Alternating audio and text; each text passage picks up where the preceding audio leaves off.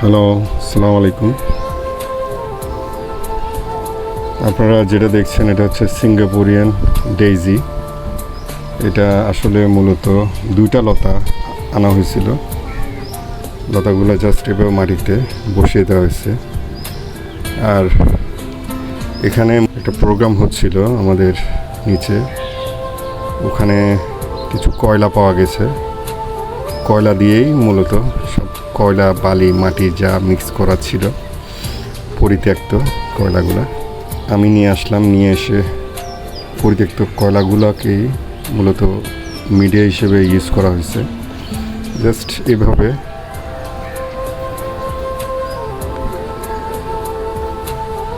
পুঁতে দেওয়া হয়েছিল। ওখান থেকে কি অবস্থা এখন। সিঙ্গাপুরিয়ান ডেইজি এটা আফতাবনগরে অ্যাভেলেবেল এবং ফুলও হচ্ছে। ফুল হয়ে গেছে, এখন প্রচুর ফুল হয়, দেখতে খুব ভালো লাগে এবং কম যত্নে করা যায়। মূলত এখানে কোনো সামান্য পরিমাণ মাটি দেওয়া হয়েছে। এটা হচ্ছে ক্লোজ সিস্টেম, এখানে কোনো ছিদ্র নেই। সামান্য কিছু পানি দিয়ে এটা করা হয়েছে। দেখেন কি অবস্থা।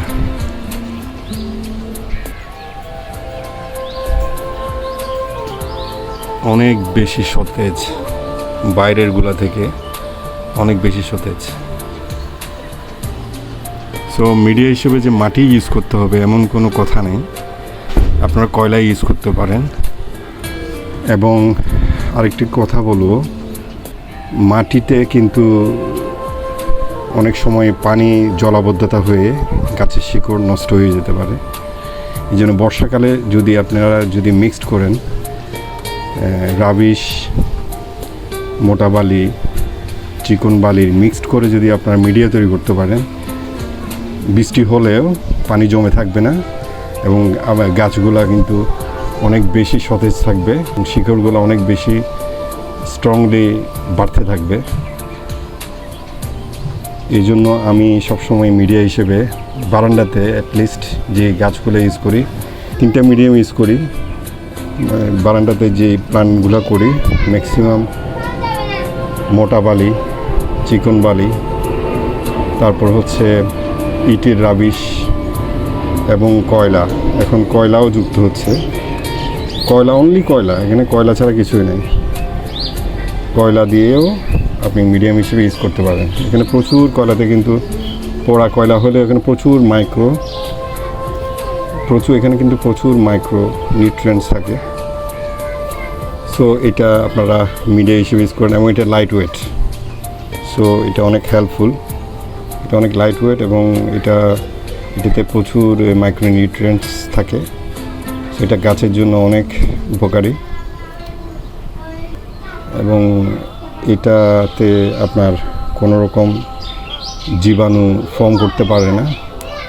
সো এটা আপনারা মিডিয়াম হিসেবে সহজে ইউজ করতে পারেন। ধন্যবাদ সবাইকে সাথে থাকার জন্য।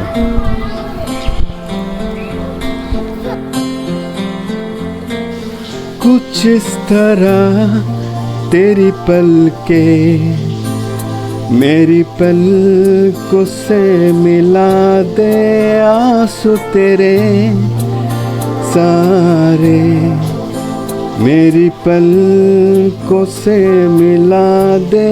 कुछ इस तरह तेरी पलके मेरी पलकों से मिला दे, आंसू तेरे सारे मेरी पलकों पे सजा दे। कुछ इस तरह तेरी पलके मेरी पलकों से मिला